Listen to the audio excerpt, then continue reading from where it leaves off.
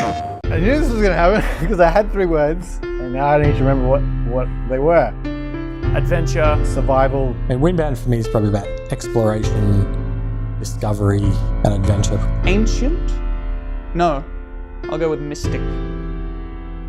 Windbound is a crafting survival game that marries the experience of the open world, procedurally generated experience with a story and narrative that drives you through the whole adventure. And coupling that with you being on a boat, carrying your base through the whole thing as you go, makes it a really unique experience. So when we started, we basically just had Kara, the protagonist, collecting resources, crafting slings and bow and arrows and kind of things like that. That was great, but at some point, Mitch looked out onto the ocean that was surrounding the island and said, well, I kind of want to go out there. So at the beginning of the game, Kara finds herself shipwrecked and basically just needs to survive.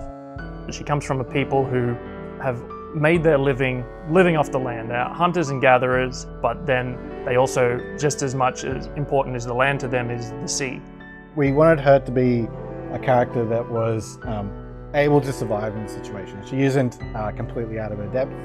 So when she washes up on shore, she knows what she needs to do to hunt and gather food to survive. She knows the resources she needs to start crafting her initial canoe and to start crafting sails and to eventually get off that first island onto the next and the next until she can eventually make her way back to her family.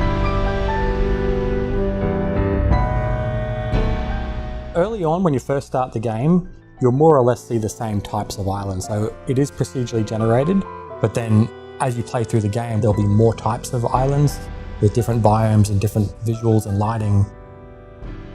It's quite intentionally very friendly early on, and then as you progress through the game, you'll start getting introduced to more obstacles within the environment, both the environment itself and the creatures, that make things feel more hostile. So as the player goes through, they'll go through forests and deserts and swamps and savanna-y kind of landscapes. And every player will see that differently, going more into the belly of the beast as you're going through it.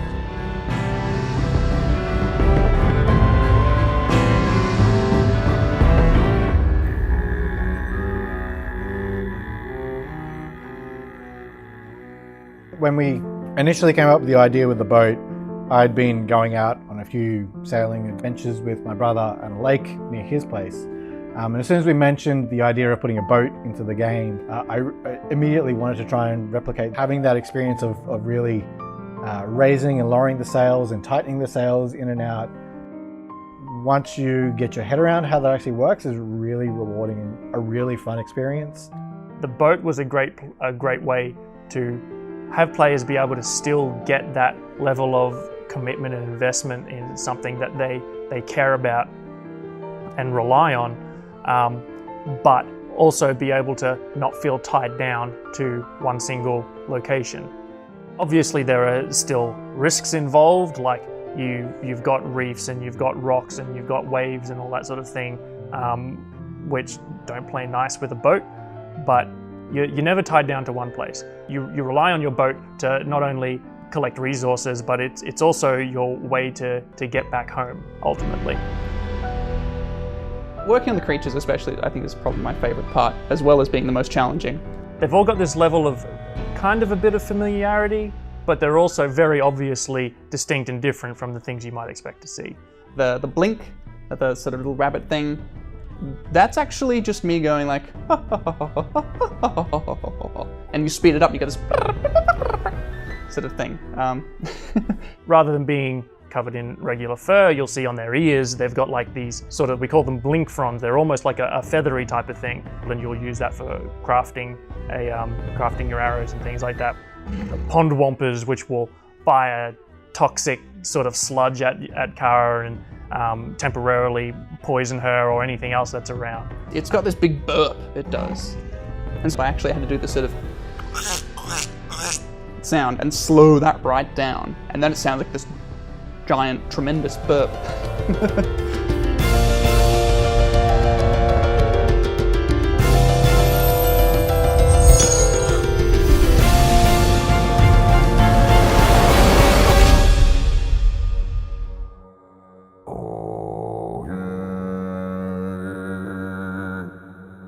having the Nautilus there was one of the things we had right at the very beginning.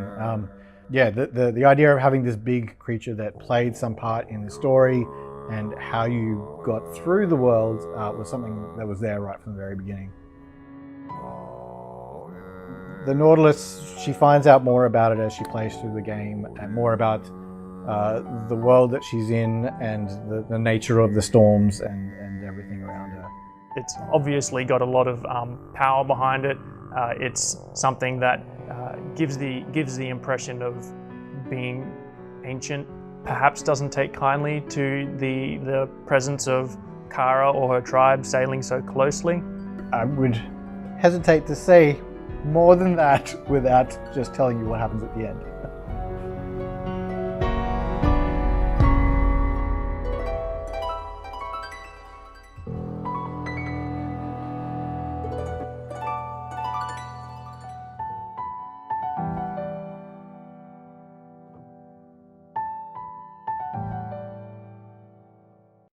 PlayStation